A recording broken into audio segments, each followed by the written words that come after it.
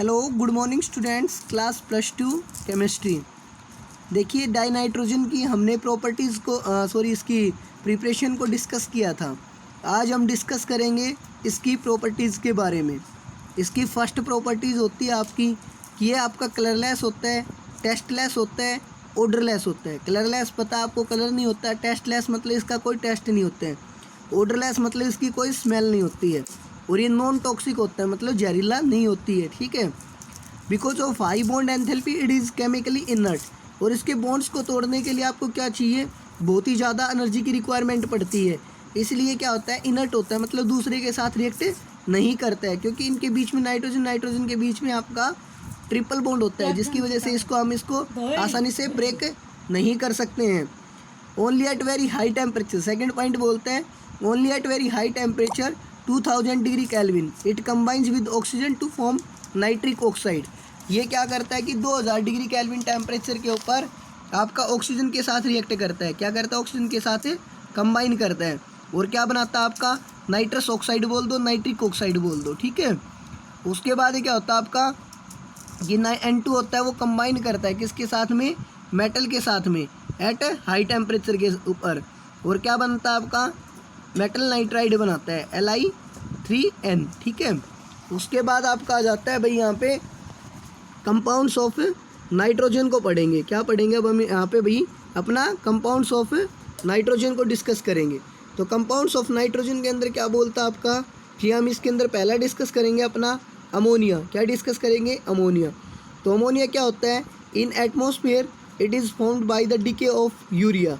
जब हम एटमॉस्फेयर के अंदर अमोनिया को बनाते हैं ना, तो एटमॉस्फेयर के अंदर आपका अमोनिया कैसे फॉर्म होता है भैया, कि डीके करते हैं, हम तोड़ते हैं किसको, यूरिया को। यूरिया का फॉर्मूला क्या होता है आपका, NH2CO NH2। ठीक है, ये आपका यूरिया होता है। जब हम इसके अंदर क्या डालते हैं, वाटर डालते हैं। क्या डालते हैं, वाटर डालते हैं। तो आपका क्या फॉर्म होता है, अमोनिया फॉर्म होता है। क्या होता है आपका, अमोनिया फॉर्म होता है। ठीक है। उसके बाद कहता है कि स्मॉल स्केल के ऊपर it is obtained by decomposition of ammonium salts. कि अगर आपको थोड़े से स्केल के ऊपर चाहिए तो आप इसको कैसे ऑब्टेन करते हो, कि जो आपके अमोनियम के साल्ट्स होते हैं ना, आप उनको डिकम्पोज करते हो, तोड़ते हो। जैसे कि आपने ले लिया अमोनियम क्लोराइड ले लिया, ये अमोनियम का साल्ट हो गया ना, अमोनियम क्लोराइड NH4Cl। इसकी रिएक्शन करवाते हो आप सेलेक्ट लाइन के साथ, कैल्शियम हाइड्रोक्साइड के साथ CaOH की ट्वाइस। तो आपका क्या बनाता है, अमोनिया गैस बाहर अमोनिया निकलेगा, साथ में आपका वाटर निकलेगा, साथ में आपका कैल्शियम क्लोराइड CaCl2 बाहर निकलेगा। उसके बाद कहता है कि ऑन इंडस्ट्रियल स्केल, और इसको इंडस्ट्रियल स्केल के ऊपर ऑब्टेंड किया जाता है आपका हैबर्स प्रोसेस के द्वारा। प्रोसेस का नाम क्या होता है, हैबर्स होता है। इसके अंदर आप क्या करते हो, नाइट्रोजन गैस की रिएक्शन करवाते हो हाइड्रोजन गैस के ऊपर, और आपका क्या फॉर्म होता है, अमोनिया गैस। उसके बाद होता है आपका बाय द हाइड्रोलिसिस ऑफ साइनामाइड्स। आप साइनामाइड्स का क्या करवाते हो, हाइड्रोलिसिस करवाते हो। साइनामाइड्स क्या होते हैं, CaCN2। जो आपके अमाइड्स होते हैं ना NH2, उनके अंदर आपने क्या लगा दिया, CaCN2 रिप्लेस करके, और उसके अंदर वाटर डालते हो। मतलब हाइड्रोलिसिस मतलब आप उनको किसके अंदर तोड़ रहे हो, वाटर के अंदर तोड़ रहे हो। तो आपने H2O डाला तो क्या निकलेगा आपका, अमोनिया गैस बाहर निकलेगा, साथ में कैल्शियम कार्बोनेट, जिसको लाइमस्टोन बोलते हैं। उसके बाद आती है आपकी फिजिकल प्रॉपर्टीज़। फिजिकल प्रॉपर्टीज़ के अंदर बोलते हैं कि आपकी कलरलेस गैस होती है विद करेक्टरिस्टिक पंजेंट ऑडर। और इसका स्मेल कैसी होती है, जो आपकी नॉर्मल स्मेल होती है वैसी इसकी स्मेल होती है। It is highly soluble in water. और ये पानी के अंदर क्या होता है, बहुत ही ज़्यादा घुलनशील होता है। ठीक है। कहते हैं कि 1 volume of water dissolves 1300 volumes of NH3। ठीक है। एक वॉल्यूम वाटर के अंदर आप 1300 वॉल्यूम्स अमोनिया की डिजोल्व कर सकते हो।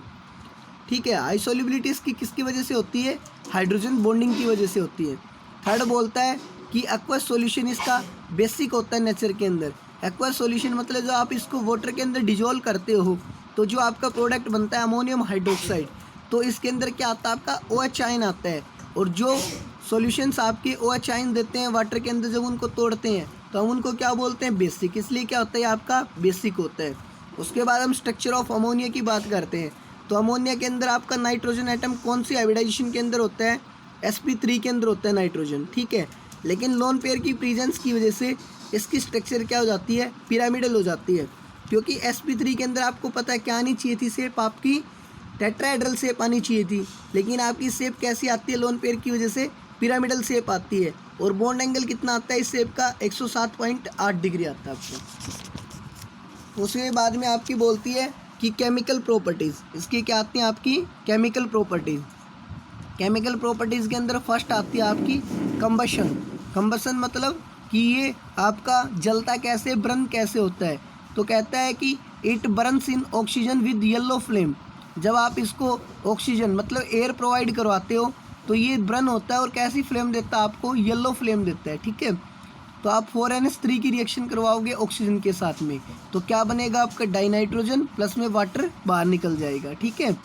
उसके बाद में क्या आता है रिएक्शन विद क्लोरीन, कि आप जब क्लोरीन की रिएक्शन करवाते हो तो इसके अंदर दो कंडीशन होती हैं कि एक बार तो आप क्लोरीन को एक्सेस में लेते हो।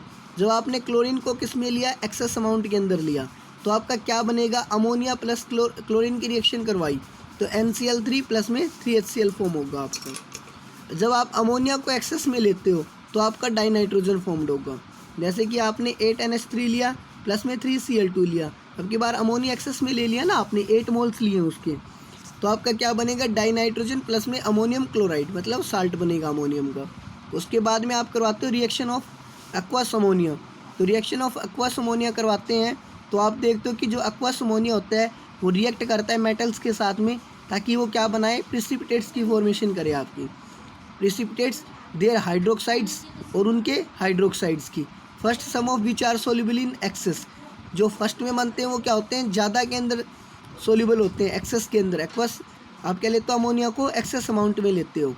तो metal which form PPT which is not soluble, जिनके मेटल्स के PPT बनते हैं वो क्या होते हैं आपके, नॉन सोल्यूबल होते हैं। जैसे कि आपने क्रोमियम क्लोराइड ले लिया, इसकी रिएक्शन करवाते हो अमोनियम हाइड्रोक्साइड के साथ में, तो आपके जो ग्रीन PPT बनेंगे क्रोमियम हाइड्रोक्साइड के, ये क्या होंगे, नॉन सोल्यूबल होंगे वाटर के अंदर। ऐसे आपके एल्यूमिनियम के बना लोगे, ऐसे आप आयरन के बना लोगे। उसके बाद आता है metals whose PPTs are soluble. Metals कौन कौन सी होती हैं जिनके PPT सोल्यूबल होते हैं, आपके कॉपर मेटल हो गई, ठीक है।